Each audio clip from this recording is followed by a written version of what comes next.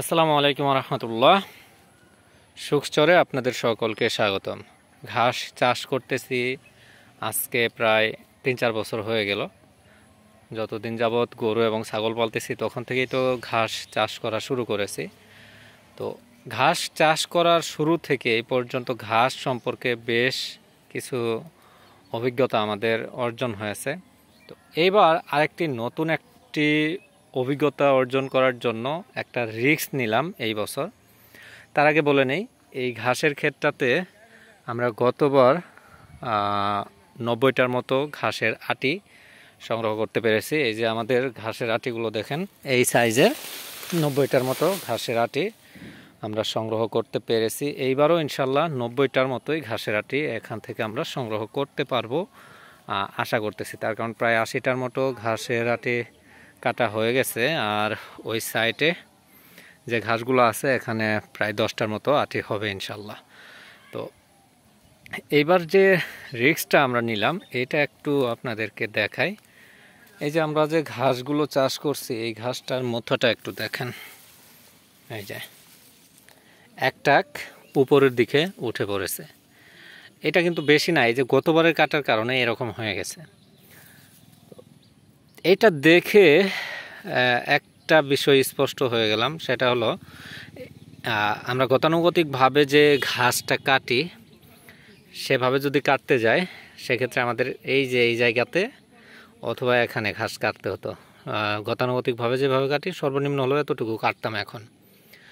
এবং আমার আব্বু যদি ঘাস কাটতে আসতো সেক্ষেত্রেও তিনি এইখানেই কাটতেন। তো এইবার আমরা যেটা করছি, এই যে দেখেন আমাদের ঘাসগুলোর মুথা সহ কেটে ফেলছি। মুথা একটা গিট সহ, মুথার গিট এটা সহ কাটছি। এটা একটু আবারও দেখায় আপনাদের, একটু ভালোভাবে দেখায়। এই যে দেখেন সাইড দিয়ে যেগুলো, এগুলো হলো শিকড়, ঘাসের শিকড়। এটা উঠায় একটু দেখায় আপনাদের। এই যে এইটার কিন্তু গুঁড়াটা এই যে নিচের দিকে, এইখান থেকে কিন্তু একটা ইমার্জেন্সি গিট গাছ সংগ্রহ করে রেখেছে। একটা না, দুইটা, মানে একটা এটা তো আছেই, এর পরবর্তীতে আরও একটা আছে। তো এইবার আমরা এই গিটগুলো কেটে দিছি। এই যে দেখেন উপরের যে গিটগুলো আছে, এই যে দেখেন আমরা একটা, দুইটা এবং লাস্টে হলো ইমার্জেন্সি গেট, টোটাল 3টা গিট। তো 3টার মতো আমরা 2টা গিট কেটে ফেলছি। 2টা গিট কেটে এই যে দেখেন শুধু নিচের যে গিটটা আছে ইমার্জেন্সি গিট, এই গিটটা রেখে দিছি। এই যে দেখেন, তো এটা হয়তো ইনশাল্লাহ আমাদের সামনের বার ফলন খুবই ভালো হবে, অথবা ঘাসটা নষ্ট হয়ে গেল, এই দুইটার একটা। তো এই রিস্কটা নিলাম এর পিছনে মূল কারণ যেটা, সেটা হলো আমরা ঘাসগুলো কাটতে কাটতে, মানে এই যে গতানুগতিকভাবে যে কাটি, এইভাবে যদি কাটি সেক্ষেত্রে আমাদের ঘাসগুলো আস্তে আস্তে উপরের দিকে উঠতে উঠতে অনেক উপরে উঠে যায়। এই যে দেখেন এই পাশে একটু, এই যে এই ঘাসটা মাটি হলো এখানে, এখান থেকে একটাকের উপরে, আবারও দেখায় তার কারণ অনেকে বিশ্বাস করবে না।